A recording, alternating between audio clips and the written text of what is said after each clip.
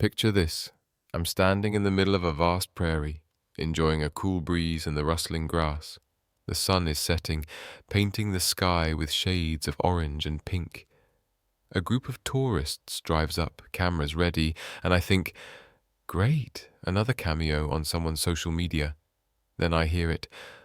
Oh my gosh, look at that buffalo! My spirit deflates faster than a punctured balloon. I am not a buffalo, I am an American bison. Yes, we're large, we're furry, and we roam around, but that's where the similarities end. Buffalo live in Africa or Asia, like the African Cape buffalo or the Asian water buffalo. Me? I'm from North America, baby. You'd think after decades of wildlife documentaries, people would learn the difference, but nope. Every single day, I'm saddled with a misnomer that's about as accurate as calling a zebra a stripy horse, and it's not just clueless tourists. Even my own mother once slipped and called me a buffalo. Can you imagine? That's like your own mother forgetting your name. The shame still keeps me up at night. And the identity crisis doesn't stop there. Because so many folks use buffalo interchangeably with bison, my entire species has a sort of collective confusion.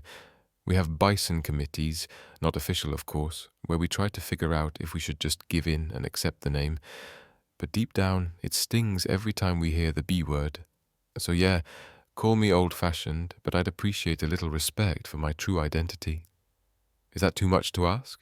You've seen it in movies, a sweeping shot of the Great Plains, dust kicking up into the golden light, and a mighty herd of buffalo, fine bison charging across the horizon. It looks epic, right?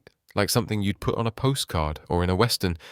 But let me tell you, being in the middle of that stampede is less cinematic grandeur and more mad rush of sweaty chaos. It's the bovine equivalent of being crammed into a rush-hour subway, except every passenger weighs over 1,000 pounds and nobody's wearing deodorant. The worst part is there's no warning. One minute I'm munching peacefully on grass, daydreaming about the next patch of greenery.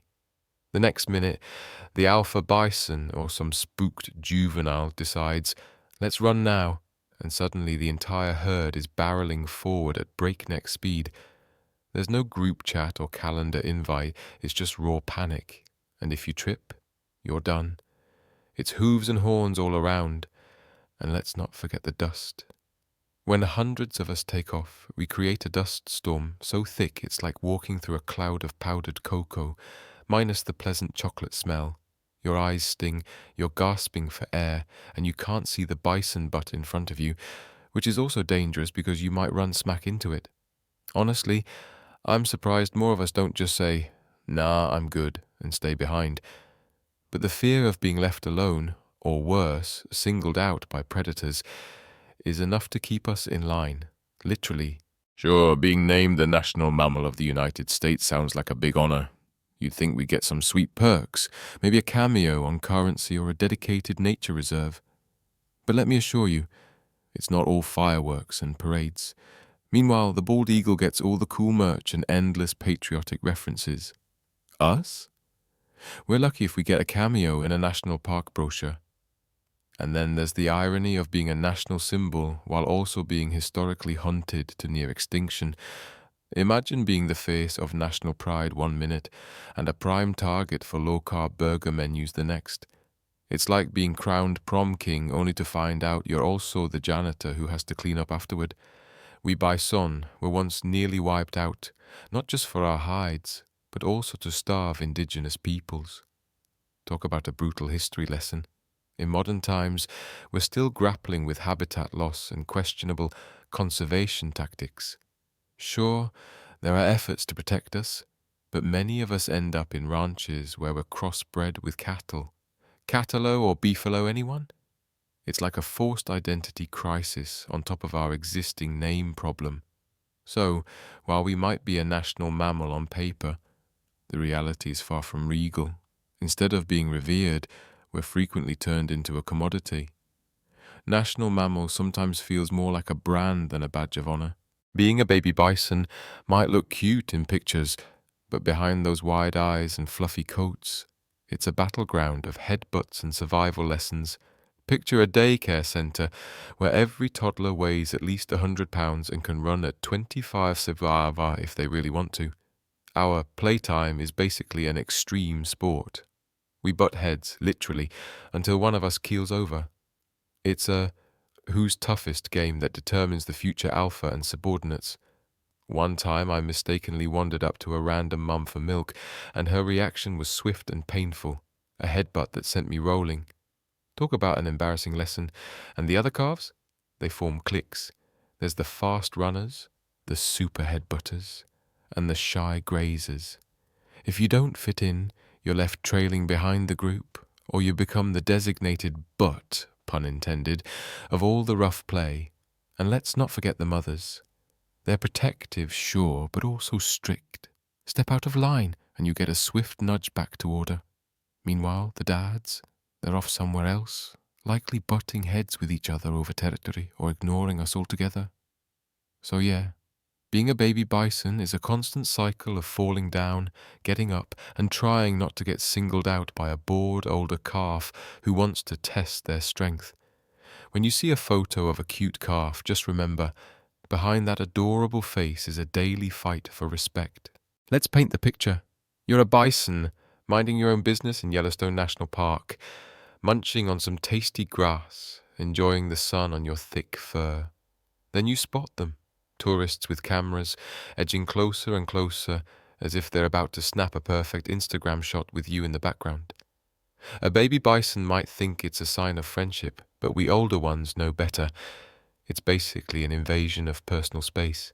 They inch closer, whispering excitedly. Someone might even say, "Let's try petting it." And you're standing there, rolling your eyes internally, thinking, "Please don't. I weigh over 1,000 pounds, and I have horns." The moment they cross that invisible line of too close, you do what comes naturally. You grunt, paw at the ground, maybe even lower your head.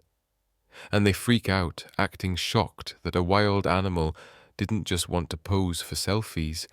Then the story becomes, "The bison attacked me." No, my friend, you attacked common sense.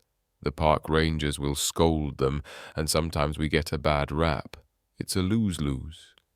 The tourist leaves with a dramatic story, and we're left being labelled as aggressive or unpredictable. Meanwhile, all we wanted was a quiet lunch of grass. And that's just one scenario. Some tourists think it's hilarious to honk their car horns at us or try to herd us with their vehicles. Others throw food, forgetting that we're not domesticated pets. Each encounter is another opportunity for someone to get hurt, for us to be blamed, and for the cycle to continue. So yeah, if you see a sign saying, "Stay 25 yards away," maybe respect it. We'd all be a lot happier. Sure, summer can be hot and buggy, but winter? Winter is where the real struggle begins. Picture a vast, snowy landscape, the temperature plummeting well below freezing. While other animals have the luxury of migrating or hibernating, we bison are stuck outside, heads down, trying to dig through a foot or two of snow just to find a few meager blades of grass. Our humps might store some fat, but it's not enough to keep the wind from biting into our skin. Ever tried to dig through rock-hard snow with just your snout? It's basically the bison version of an Arctic obstacle course. And don't get me started on the ice. One slip on a hidden patch of black ice, and you're sliding down a slope like a hairy four-legged sled. Graceful? Not exactly. Meanwhile, predators like wolves see winter as their prime hunting season. They know we're weakened by hunger and exhaustion, so we form clusters, huddling for warmth, our breath visible in the frosty air. But each night feels like a gamble. Who will make it to morning? We lose calves to the cold, and the older bison can't keep up. If there's a chase, it's a brutal existence day in and day out, until the first hints of spring start melting the snow. And yes, I'll admit, the first day of spring is glorious, like emerging from a long, freezing nightmare. But the memory of those punishing winter nights never leaves us. It's a reminder that for bison, survival isn't just a matter of being big or strong. It's about enduring nature's harshest tests without the luxury of a cozy den or a migration route to warmer climes. In the grand tapestry of North American wildlife, the American bison stands as a paradox, revered and endangered, iconic and misunderstood. We've survived near extinction, habitat loss, and the ceaseless wave of tourists who insist on calling us buffalo. We endure stampedes that test our strength and mental fortitude, winters that challenge our very survival, and a reputation that wavers between national pride and convenient burger menu item.